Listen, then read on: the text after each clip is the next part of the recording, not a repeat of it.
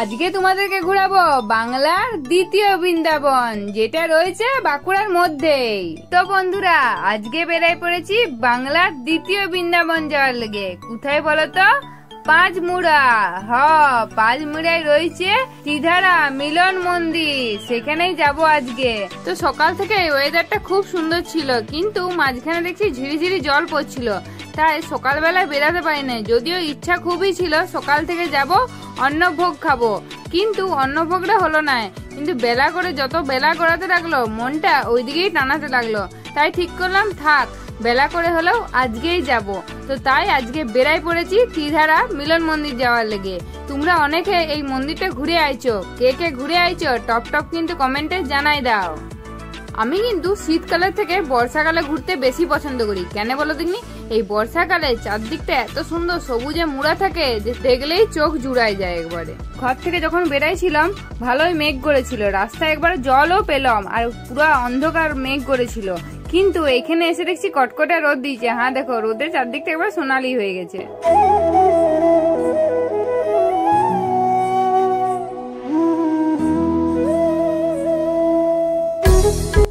চলো এবারে ভিতর দিকে যাওয়া যাক মন্দিরের ভিতরে ঢুকতে বাঁ হাতে দেখলাম সুন্দর জায়গা করা আছে। যারা ঘুরে ঘাড়ে হায়রান হয়ে যাবে তারা এখানে এসে রেস্ট করতে পারবে। আর জায়গাটা কিন্তু বেশ ঠান্ডা।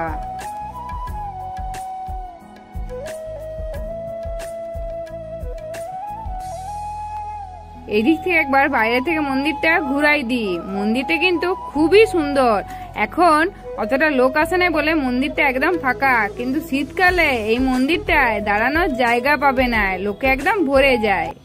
আর ঢুকার সময় দেখলাম এদিকে একটা বিরাট বড় শিবের মূর্তি করা রয়েছে, যেটা দেখার মতন। ভিডিওতে হয়তো তোমরা অত বুঝতে পারছ, মহাদেবের মূর্তির সাইজ কিন্তু বিরাট বড়, মানে তাকিয়ে থাকলে চোখ একদম ওইদিকেই আটকে যাবে, চোখ ফিরাতে লাগবে।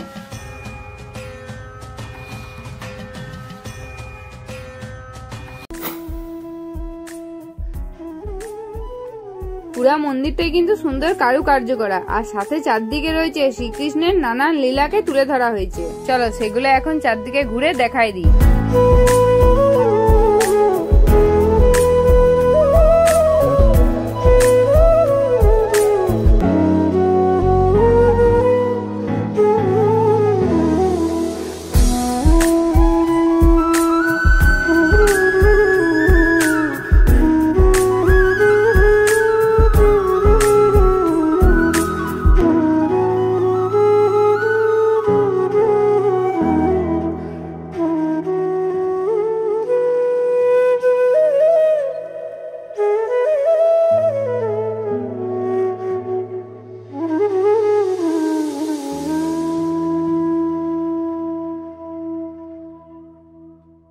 আমরা এখানে মোটামুটি দুপুর নাগাদ পৌঁছাই গেছিলাম। তখন কিন্তু ভিড় খুব একটা থাকে না।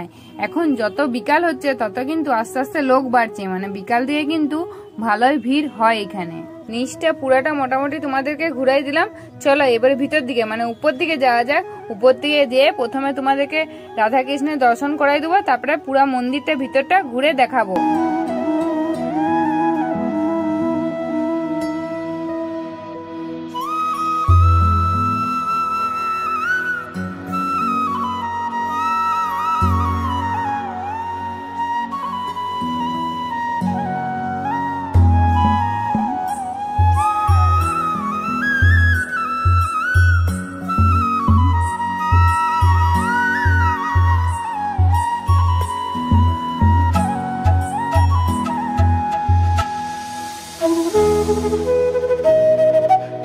মন্দিরের চারদিকটা সূক্ষ্ম কারুকার্য করা আছে বলে, হ্যাঁ দেখো চারদিকটা কিন্তু কাঁচে ঘিরা আছে, যাতে রাস্তা ধুলা পড়ে পড়ে মন্দিরটা নষ্ট না হয়।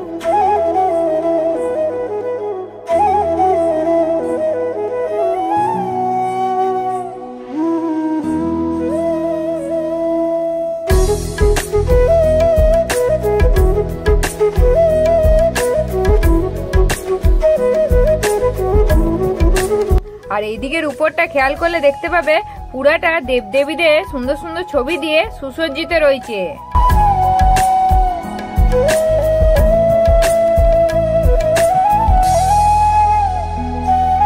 আর এই জানলাগুলো কিন্তু খুব সুন্দর করেছে, বসে বসে সুন্দর ক্যাট মেরে ছবি তোলা যাবে। আর এদিকটায় আলাদা করে রয়েছে মা কালীর মূর্তি, আর সাথে রয়েছে মহাদেব।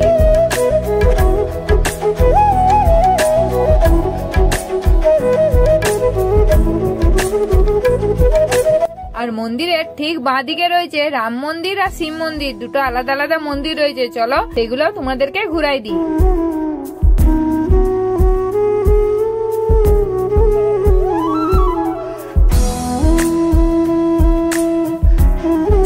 তো বন্ধুরা, আজকের ভিডিও তোমাদের কেমন লাগলো কমেন্টে কিন্তু অবশ্যই জানাই দিবে।